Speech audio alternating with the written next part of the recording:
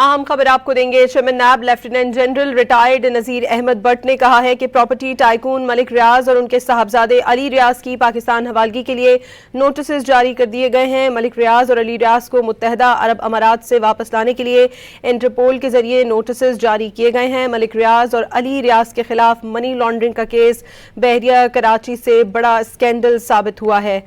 اسی پر مزید بات کریں گے بیورو چیف اسلام آباد افتخار شرازی صاحب سے۔ افتخار شرازی صاحب، ملک ریاض اور علی ریاض کے خلاف ریڈ نوٹسز جاری ہونے کی قانونی اہمیت کیا ہے، اور کیا متحدہ عرب امارات سے حوالگی کا عمل آسان ہوگا یا قانونی پیچیدگیاں سامنے آ سکتی ہیں؟ جی دیکھیں،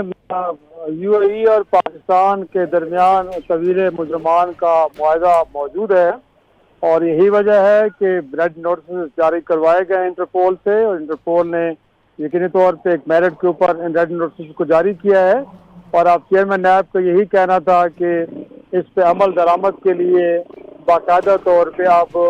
متحدہ عرب امارات کی حکومت سے رابطہ کیا جا رہا ہے، کیونکہ ریڈ نوٹسز جاری ہو چکے ہیں، اور ملک ریاض علی ریاض ملک دونوں کیونکہ مختلف کیسز کے اندر ایسکانڈر ہیں، ان کے خلاف آلریڈی گویا کہ بحریہ کراچی، بحریہ آئیکن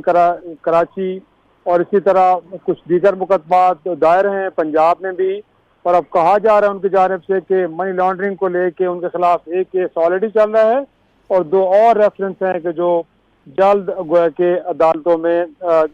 دائر کر دیے جائیں گے۔ اور ساتھ ان کا یہ بھی کہنا تھا کہ جو منی لانڈرنگ کا کیس ہے وہ بحریہ کراچی سے میگا کرپشن کا کیس ہے، گویا کہ اس سے کہیں بڑی سائز ہے جو منی لانڈرنگ کا کیس اس وقت ملک ریاض کے خلاف آنے کو ہے۔ تو یہ تفصیلات انہوں نے بتائی ہیں، ساتھ میں انہوں نے جو انٹریکشن کیا ہے سینئر صحافیوں سے، اس میں ان سے یہ بھی پوچھا گیا کہ تاثر یہ ہے کہ موجودہ حکومت کے خلاف بڑا سافٹ کارنر ہے اور کسی قسم کی کوئی انویسٹیگیشن نہیں ہو رہی، تو اس امپریشن کو بھی انہوں نے ڈسمینٹل کیا، اور انہوں نے واضح طور پہ کہا ہے کہ موجودہ حکومت سے متعلق بھی کچھ انکوائریاں ضرور چل رہی ہیں، لیکن ابھی تک ان کی تفصیلات وہ نہیں بتا سکتے، کیونکہ انہوں نے کہا ہے کہ اب نیب نے اپنا طریقہ کار بدل لیا ہے۔ جب تک انکوائری کے اندر کچھ چیزیں اسٹیبلش نہیں ہو جاتی تب تک نہ تو ملزمان کا نام لیا جاتا ہے اور نہ اس سے متعلق کوئی تفصیلات جاری کی جاتی ہیں، لیکن یہ بالکل درست بات نہیں ہے کہ موجودہ حکومت سے متعلق کسی قسم کی کوئی انکوائری نہیں ہو رہی۔ ساتھ انہوں نے یہ بھی کہا ہے کہ اربوں روپے کی زمین پورے ملک کے اندر جو سرکاری زمین پہ قابضین تھے ان سے چھڑا کے صوبائی حکومتوں کے حوالے کر دی گئی ہے، اور ساتھ میں یہ بھی انہوں نے بتایا ہے کہ مستقبل کے اندر ریل اسٹیٹ کے اندر بھی کچھ ایسے قوانین لائے جا رہے ہیں کہ جس میں